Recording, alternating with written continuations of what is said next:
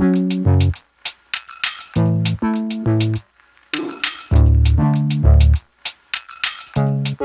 already mentioned in our previous video that working as an office administrator involves meeting new people. Office administrators interact with people in and outside their organization, so it is important that they make the best first impression all the time. You will be in situations where you'll have to introduce yourself to others or introduce people to each other. Creating effective introduction involves projecting warmth and confidence. When you introduce yourself, stand up straight, relax, and establish eye contact. State your first name and your last name. Depending on the situation, you may also state your affiliation or your position in the organization. Example, hello, I'm Jennifer Nkosi. I'm the office administrator at Masefunde. When the person is given their name, repeat in acknowledgement. It is nice to meet you, Mr. Msizi, or it's nice to meet you, Tam. Repeating their name is an acknowledgement that you heard the introduction. When you're networking, it's not just about presenting yourself. You may also find yourself introducing two strangers to one another. In a work environment, make introductions based on a person's seniority and an organization. This is regardless of age or gender. When you're making an introduction, present a person with lesser status to the person with higher status. For example, Noxolo Msimang, I would like you to meet Mr. Msizi, our managing director. Noxolo is the head of academics program. Introduce strangers first. If you are introducing two persons of equal rank to one another, start with the person that you do not know. This way you can use the introduction to make the newcomer feel welcome. Mind the titles. Unless invited otherwise, stick to using formal address such as Mr. Zweni or Professor Kulu. If you want to make a good impression, know that you need to project the 3 C's. First C, confidence.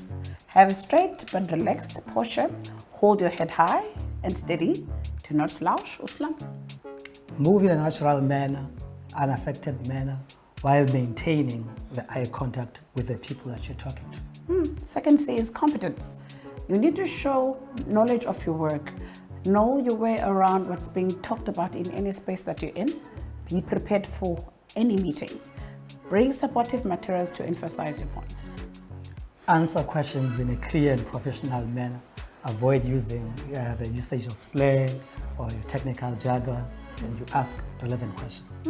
Third C, credibility. Show people that they can trust you. Arrive on time.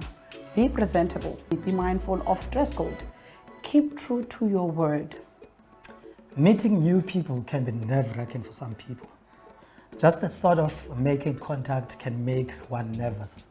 The need to impress another person can also be a lot of pressure. One of the ways to minimize nervousness when you're meeting new people is to be informed. If possible, take time to research about the people you're going to meet, their work, values, and preferences. Knowing what is expected from you can prepare you adequately. Going into a situation blind can amplify your nervousness. Networking is a skill, which means that you can develop it as you practice. Practice your introduction in front of a mirror and note what you need to improve. You can also practice it with peers.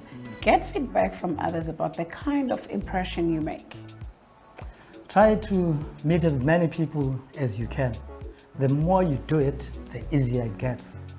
If nerve is really a problem for you, another thing you can do is identify what is it that triggers your nervousness. Is it lack of confidence? Is it fear of authoritative people? Awareness can help you catch yourself in time and respond accordingly. Believe in what you have to offer. It is easy to get intimidated by how successful or famous the other person is. However, they are people just like you. Yeah, have faith in your organization or your company. Have faith in your personal worth. Adopt the mindset that you are going to give them a service, and it is your duty to not let them miss the opportunity of meeting you.